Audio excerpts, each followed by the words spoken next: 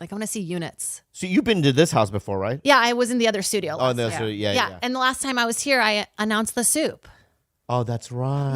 Yeah. yeah. And now I'm on here. Well, let me preface this with this, okay? Always played by the rules.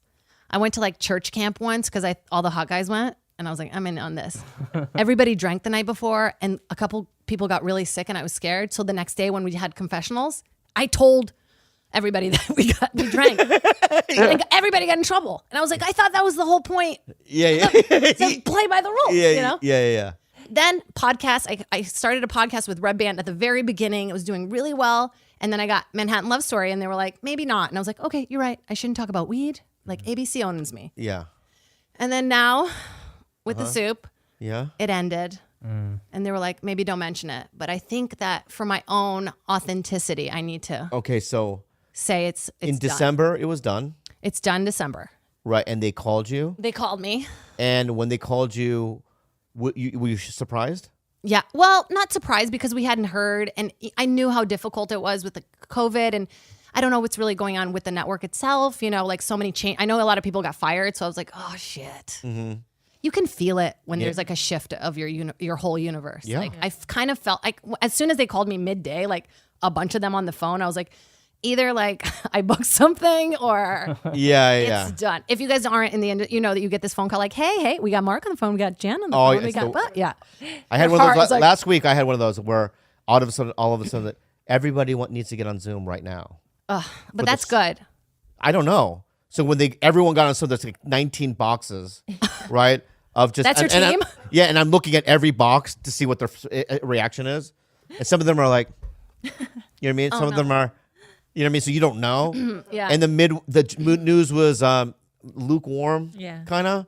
But it's like, but they're the worst calls to get. Worst call. Yeah. It was the worst because, you know, it meant a lot to me to have a vehicle to finally get to be free.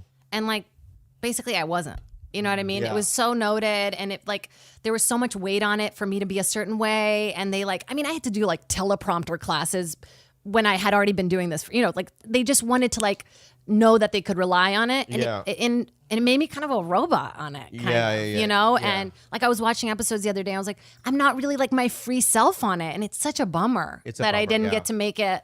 And you can't myself, really fight because you don't really, I can only imagine if I was on a show like that, right? And if I was new on the show, right? You can't really fight for your own voice when they don't know what the numbers are. No, I'm trying to make them happy. I want a second season, you know. I play the game and I'm going to do everything they tell me to do. And it was an awesome experience. I mean, I learned so much, you know. But also I learned like maybe like go with your gut a little more. And but it's a bummer. It's done and it's time for the next chapter.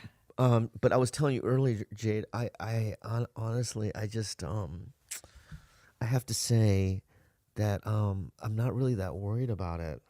Yeah. You. Oh, well, thanks. That makes me feel good. Because it's like you look at like someone like Sarah Silverman, okay, and she just will always work. She will always, you know, have an audience.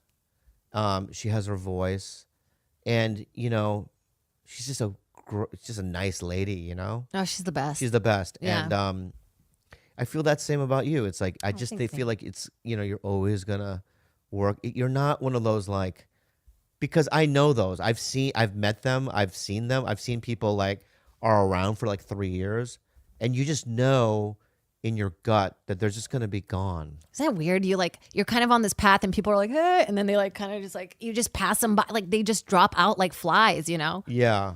No, I'm ready. I'm ready for the next. Because of they can't handle the pain and suffering. Oh, it's so much pain.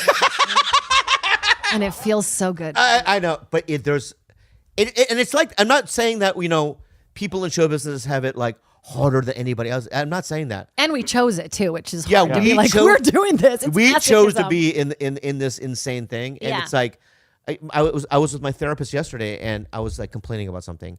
And she's like, stop it because you chose to be here. No one's forcing you to do this business. You're the one, you know what I mean? Yeah. Why are you smiling? Well, it's because that's exactly what I've been saying to him for years, but I love that he's in therapy now. So she is basically just validating all the things I've said. Like, no one has a gun to your head.